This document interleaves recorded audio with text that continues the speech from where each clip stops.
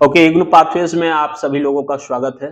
जैसा कि आप जानते हैं कि हर दिन हर शुरुआत एक नई शुरुआत के साथ हो रही है और इस कड़ी में आज हम देखेंगे कि एमएचआई 3 के महत्वपूर्ण प्रश्न क्या है। एमएचआई 01, एमएचआई 02 के महत्वपूर्ण प्रश्न हम लोग ऑलरेडी अपलोड कर चुके हैं और उन प्रश्न को अपलोड ही नहीं किए हैं, उससे संबंधित जो महत्वपूर्ण प्रश्न एग्जामिनेशन में पूछे जा रहे हैं, फीडबैक के तौर पर हम लोगों को अच्छी फीडबैक भी आ रही है।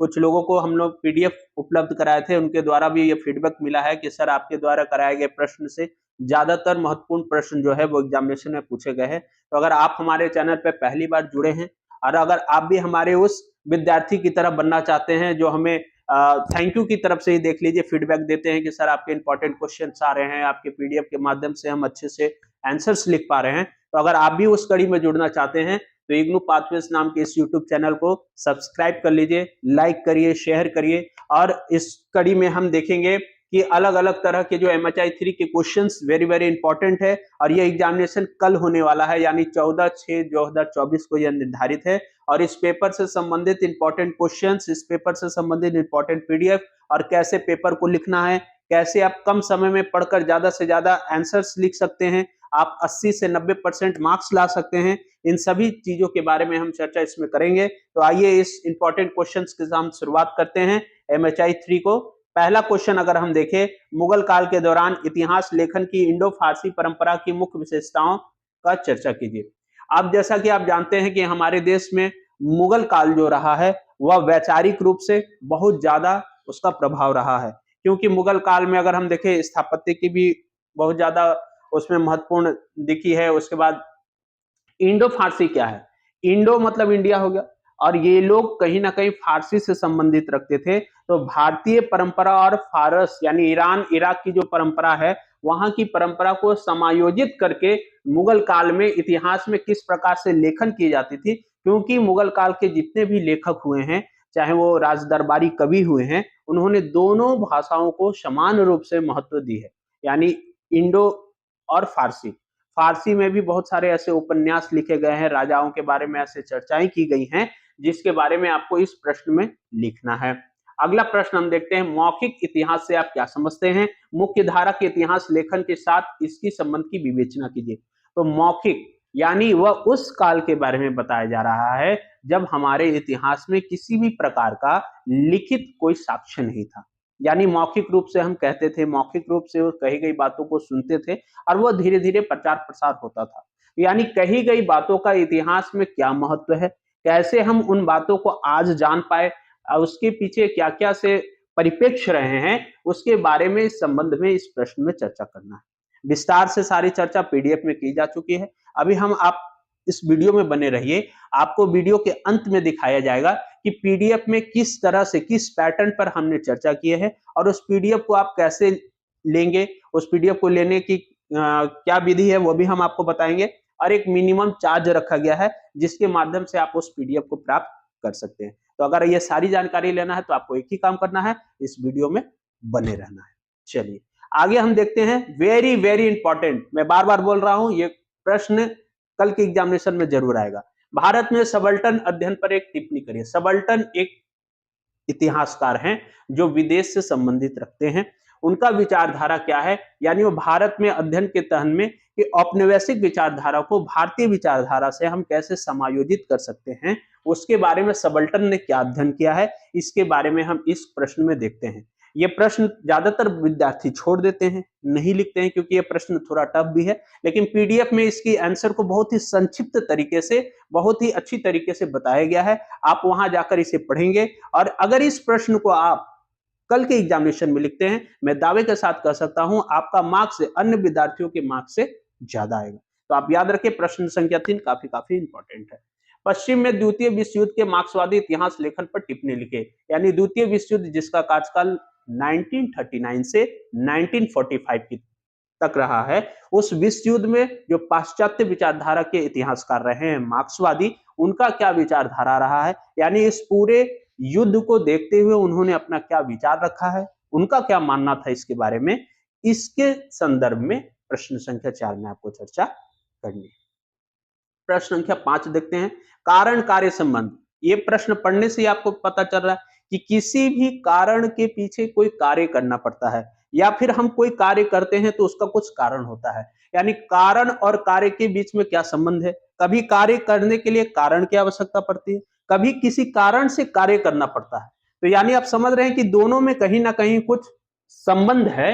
इस संबंध के बारे में ही आपको इसमें विस्तार से चर्चा करनी है। अगला इसमें प्रश्न जो जुड़ा हुआ है, इतिहास लेखन में कारण कार्य संबंध स्थापित करने के प्रयुक्त विधियों का विवेचन करिए। तो इसमें 7-8 प्रकार की विधियां हैं। कौन कौन सी विधियां हैं वो अभी हम पीडीएफ में एक बार चर्चा कर लेंगे। आगे हम देखते हैं सामान्यीकरण क्या है। इतिहास लेखन के लिए सामान्यीकरण की विभिन्न स्रोतों की विवेचना करिए। यानी सामान्य रूप से आप कैसे विवेचित होते हैं, सामान्यीकरण की प्रक्रिया के द्वारा आप कैसे इतिहास में संबंध रखते हैं, इसके बारे में प्रश्न संख्या 6 में आपको चर्चा करनी है। इसके बाद देखिए सल्तनत काल से दौरान इतिहास लेखन की इंडो फारसी परंपरा की विवेचना करिए। अब इस प्रश्न का उत्तर समझाने से पहले आपको बता दें, आप पहले देख चुके हैं प्रश्न संख्या फर्स्ट में मुगल काल की इंडो फारसी परंपरा। अब देखिए यहाँ एक प्रश्न आ रहा है सल्तनत काल के दौरान इतिहास लेखन में इंडो फारसी परंपरा। यानी अगर मुगल काल से संबंधित प्रश्न नहीं आया तो आपको सल्तनत काल से आएगा, अगर सल्तनत काल से संबंधित प्रश्न नहीं आया तो आपको मुगल काल से संबंधित प्रश्न आएगा। तो हमारा यही उद्देश्य रहता है वीडियो बनाने के समय कि हम प्रश्नों को इस तरह से समायोजित करें ताकि हमारे जो कल विद्यार्थी एग्जामिनेशन में बैठेंगे उन्हें किसी न किसी प्रकार से समस्या नहीं होना चाहिए। ठीक है, चलिए अब हम अगला प्रश्न देखते हैं। इस प्रश्न को अगर हम चर्चा करें, प्रश्न संख्या 8, उत्तर आधुनिकतावाद क्या है? इस पर उत्तर आधुनिकतावादी दृष्टिकोण की विवेचना करिए।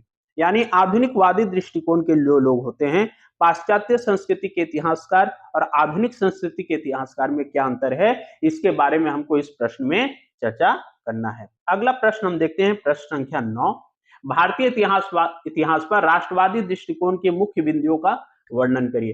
राष्ट्रवादी विचारधारा के बहुत बार हमने चर्चा की है कि राष्ट्र के प्रति जो लोग समर्पित होते हैं, देश को आजाद कराने में अपना बहुमूल्य योगदान देते हैं, ऐसे ही लोग का इतिहास पर क्या प्रभाव रहा, उनकी क्या सोच है, उनकी क्या विचारधारा है, चाहे वो गांधीवादी विचारधारा हो या और भी पाश्चात्य इतिहासकार की जो विचारधारा है, उसके बारे में ही हम राष्ट्रवादी दृष्टिकोण में लिखते हैं। और अंतिम प्रश्न जो वेरी वेरी इंपॉर्टेंट है वो है पश्चिम के किन्हीं दो मार्क्सवादी सामाजिक इतिहासकारों के लेखन की विवेचना करिए। तो MHI 03 जो है वो पेपर जो है वैसे काफी टफ माना जाता है। वैसे हमने 10 प्रश्न ही लिए हैं। 10 प्रश्न के अलावा हमने कुछ 7-8 जो संक्षिप्त टिप्पणी लिखे, यानी 10 नंबर के जो प्रश्न आते। कभी कभी ऐसा होता है कि हमारा लॉन्ग क्वेश्चंस नहीं आया तो शॉर्ट में वो पूछ लिया जाता है। तो हम शॉर्ट में अगर देख ले कि परंपरागत चीनी इतिहास लेखन क्या है, नस्ल एक राजनीति व सामाजिक निर्माण के रूप में, भारतीय राष्ट्रवाद। अब देखिए अगर मान लीजिए लॉन्ग में नहीं आ पाया प्रश्न संख्या 9 तो उसी प्रश्न को शॉर्ट में पूछ देगा। तो आपको घबराने की आवश्यकता नहीं है। ऐसा नहीं कि आप कल बैठे प्रश्न को देखें और आप सोचेंगे अरे सर ने बताया था। नहीं, आपको पहले सारे प्रश्न को देखना है, अच्छे से रीड करना है, समझना है। संबंधित टॉपिक अगर आपको दिखे आप उसको आंसर्स को कोरिलेट करके आराम से लिख सकते हैं। भारतीय राष्ट्रवाद पर कैम्ब्रिज स्कूल के मुख्य तर्क। कैम्ब्रिज स्कूल के बारे में भी पूछा जाता है कि उसका क्या तर्क है। प्राचीन अरबी इतिहास, कलहन और राष्ट्ररंगिणी। राष्ट्ररंगिणी क्या है?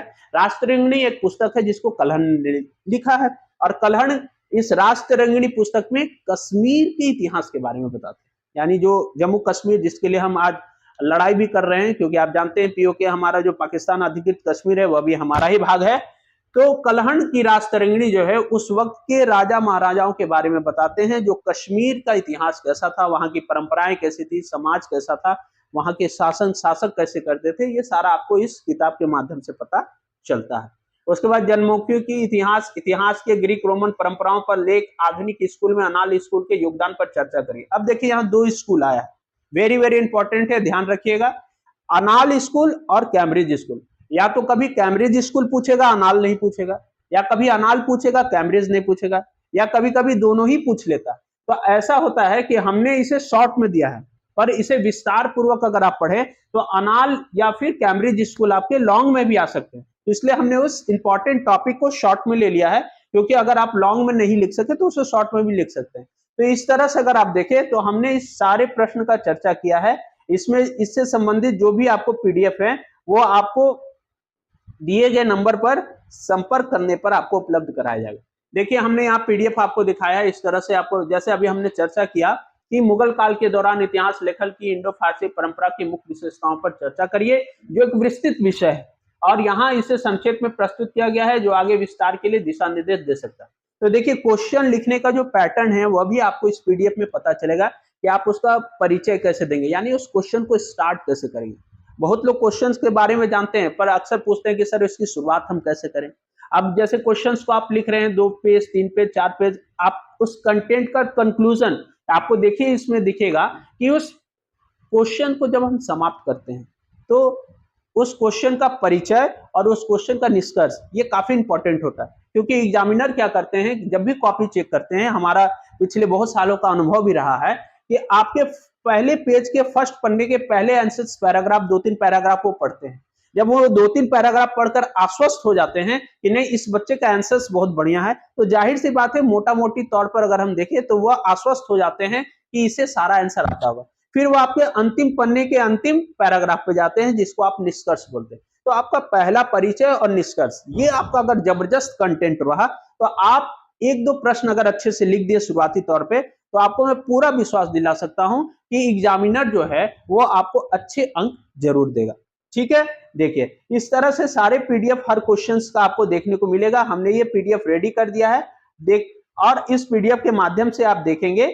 देखिए यहाँ आपको निष्कर्ष दिख रहा है कि मुगल काल के इतिहास लेखक की इंडो भारतीय परंपरा ने भारतीय इतिहास को एक नया दृष्टिकोण दिया और गहराई प्रदान की। इस परंपरा में साहित्यिक उत्कृष्टता, तथ्यात्मक सटीकता और सांस्कृतिक समृद्धि का अद्भुत समावेश देखने को मिलता है। यह परंपरा न केवल उस समय की घटनाओं का दस्तावेजीकरण करती है बल्कि आज भी इतिहास के अध्ययन के लिए महत्वपूर्ण स्रोत के रूप में उपयोगी है। अब आप एक चीज गौर करेंगे कि हमारा जो लेखन शैली है इसमें आप देखिए शब्दों का चयन कितना बढ़िया किया गया है। दृष्टिकोण, गहराई प्रदान की गई है, उत्कृष्टता, तथ्यात्मक सटीकता, सांस्कृतिक समृद्धि। तो इस तरह के पैटर्न से अगर आप आंसर्स लिखते हैं, शब्दों का चयन करते हैं तो जाहिर सी बात है आपको बेहतर अंक मिलेंगे। इस तरह करके आप बहुत सारे क्वेश्चंस का आपको पीडीएफ यहाँ पर सारा हमने रेडी कर दिया है। अगर आप पीडीएफ लेना चाहते हैं तो यहाँ आपका नंबर दिया गया है, इस नंबर पर आप संपर्क करेंगे, आपको पीडीएफ उपलब्ध कराया जाएगा जिसके माध्यम से कल होने वाले अति महत्वपूर्ण प्रश्नों का आप उत्तर आराम से लिख सकेंगे। और एक महत्वपूर्ण जानकारी आपको बता देते हैं,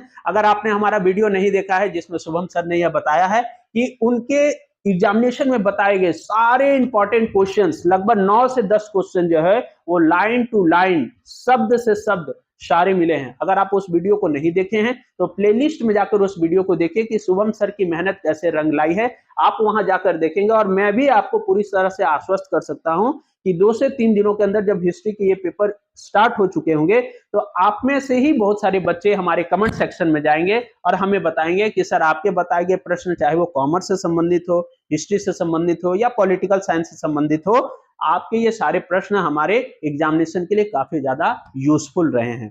तो प्लीज आपसे विनम्र प्रार्थना है, आपसे आवेदन है कि आप इस इग्नू पाथवेज को अधिक से अधिक शेयर करिए, लोगों तक पहुंचाइए, यानी जिस तरह से आप लाभ ले रहे हैं अन्य बच्चों तक भी यह लाभ पहुंचनी चाहिए। धन्यवाद।